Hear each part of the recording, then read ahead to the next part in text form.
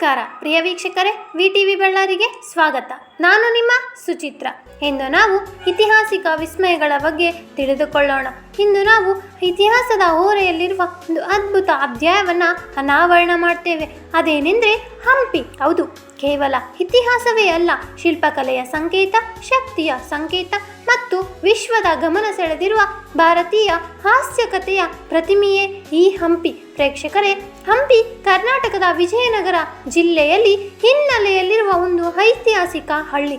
ತುಂಗಭದ್ರಾ ನದಿಯ ದಡದಲ್ಲಿ ವಿಶಾಲವಾಗಿ ಹರಡಿರುವ ಈ ನಗರ ಇದನ್ನು 14ನೇ ಶತಮಾನದಲ್ಲಿ ಹರಿಹರ ಮತ್ತು ಬುಕ್ಕರಾಯರು ವಿದ್ಯಾರಣ್ಯರ ಮಾರ್ಗದರ್ಶನದಲ್ಲಿ ಸ್ಥಾಪಿಸಿದರು. ಹಂಪಿ ಇವರ ರಾಜಧಾನಿ. ಹಂಪಿಯ ದೇವಾಲಯಗಳು ಮಾತ್ರವಲ್ಲದೆ ಪ್ರತಿಯೊಂದು ಶಿಲೆ ಕೂಡ ಕತೆ ಹೇಳುತ್ತದೆ. ಹಂಪಿಯ ಪ್ರಮುಖ ದೇವಾಲಯಗಳೆಂದರೆ ವಿರೂಪಾಕ್ಷ ದೇವಾಲಯ, ವಿಜಯ ವಿಠ್ಠಲ ದೇವಾಲಯ, ಅಚ್ಯುತರಾಯ ದೇವಾಲಯ, ಅಜರಾಮರ ದೇವಾಲಯ, ಕಡಲೆಕಾಳು ಗಣೇಶ ಮತ್ತು ಸಾಸಿವೆಕಾಳು ಗಣೇಶ, ಉಗ್ರ ನರಸಿಂಹ ಮಂದಿರ.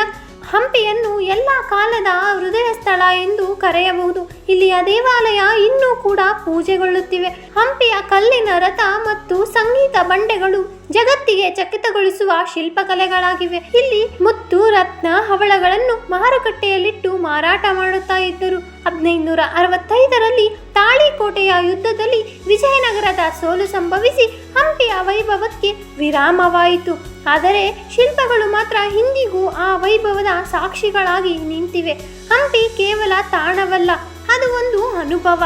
ಇಲ್ಲಿ ನೀವು ಇತಿಹಾಸವನ್ನು ಕಾಣಬಹುದು ಹಾಗೂ ಭವಿಷ್ಯದ ಭಾರತಕ್ಕೂ ಸ್ಫೂರ್ತಿಯನ್ನು ಕಾಣಬಹುದು.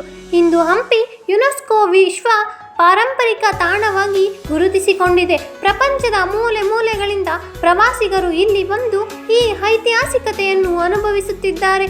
ಇವೆಲ್ಲವೂ ಕಾಲಚಕ್ರವನ್ನೇ ಮರೆತು ಹೋಗುವಂತೆ ಮಾಡುವ ಆಶ್ಚರ್ಯಕರ ತಾಣಗಳು. ಹಂಪಿಯ ಇತಿಹಾಸವನ್ನು ನೋಡುವಾಗ ಇದು ಕೇವಲ ಶಿಲ್ಪ, ದೇವಾಲಯಗಳ ತಾಣವಲ್ಲ, ಇದು ಶಕ್ತಿ, ಭಕ್ತಿಯ, ಕಲೆಗಳ, ಸಾಹಿತ್ಯದ ಮತ್ತು ಸಾಮ್ರಾಜ್ಯದ ಸಂಕೇತವಾಗಿದೆ.